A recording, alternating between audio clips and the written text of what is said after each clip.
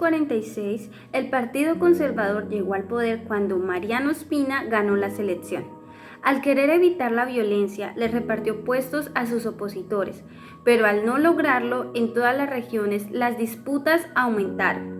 Poco a poco, los abusos del poder y la compra de armas por parte de los liberales empezaron a anticipar un enfrentamiento. La violencia estalló en 1948 con el asesinato de Gaitán. Sus seguidores provocaron disturbios en todo el país.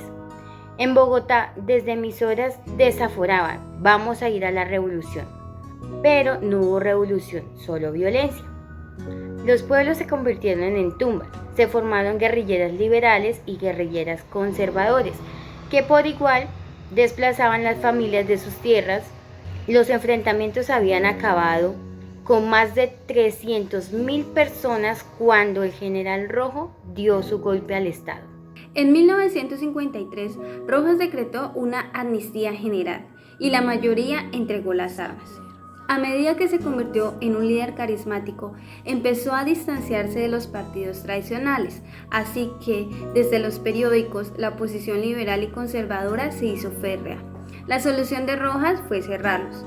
Su medida no hizo freno a las críticas. Las protestas, el bajo precio del café, la oposición de los partidos y de los industriales llevaron la dictadura a su final. ¿Pero cómo gobernar el país? ¿Enfrentarse por el control de la burocracia? El Frente Nacional fue la respuesta. Los partidos tradicionales se repartieron los puestos y alteraron la presidencia durante 16 años. Y aunque la violencia de partidistas disminuyó, no terminaron los conflictos. Entre 1964 y 1974 se formaron las guerrillas de la FARC, ELN y M-19. Luchaban influidos por el socialismo contra la injusticia, la exclusión política y por el dominio de las tierras.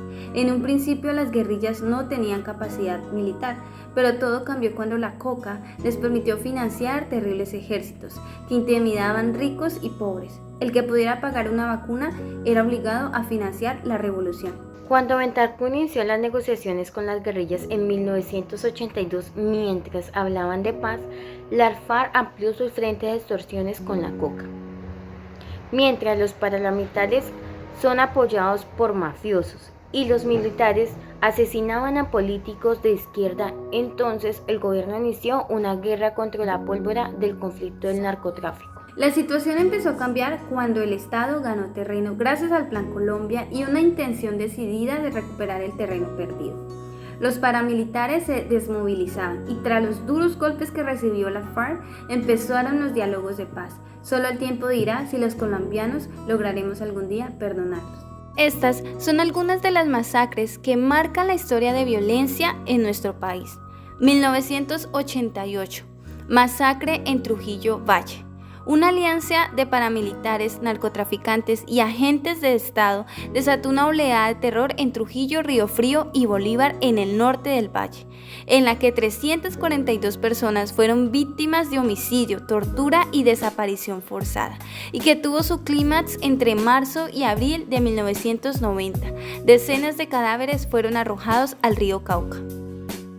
Julio de 1997, masacre de Mapiripán, Meta. En una incursión de 5 días, paramilitares de la AU torturaron y asesinaron a decenas de personas. Muchos cadáveres fueron tirados al río y no se ha establecido el número exacto de los muertos. Los paramilitares llegaron en avión desde Urabá, San José de Guaviare y se desplazaron por la zona sin estorbo. En el 2005, la Corte Interamericana condenó al Estado colombiano por colaboración de militares con paramilitares.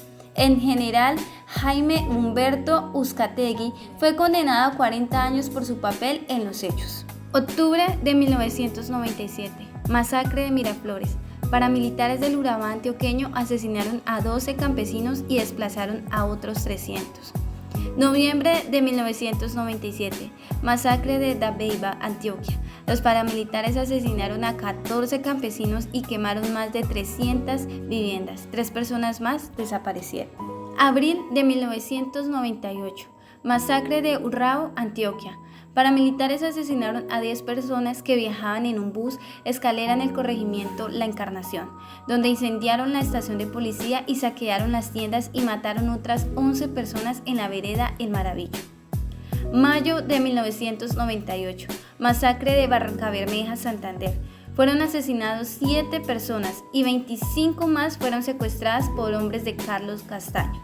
En julio y agosto siguiente, los paramilitares cometieron otras 3 masacres en el puerto petrolero y en la región aledaña. Octubre de 1998, masacre de San Carlos, Antioquia.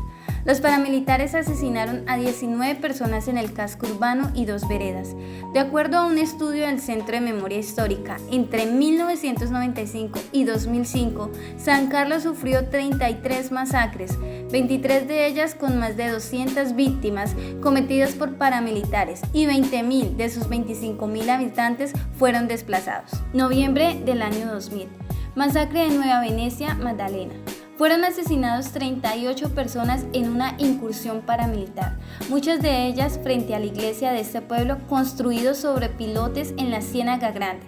Los habitantes afirman que el número real puede llegar a 70. Abril del 2004, masacre de Bahía Portete. Un grupo de paramilitares asesinó a 13 personas, provocó la desaparición de 30 y el desplazamiento de 300 familias, muchas de las cuales siguen sin poder regresar. Derribar y destruir es muy fácil.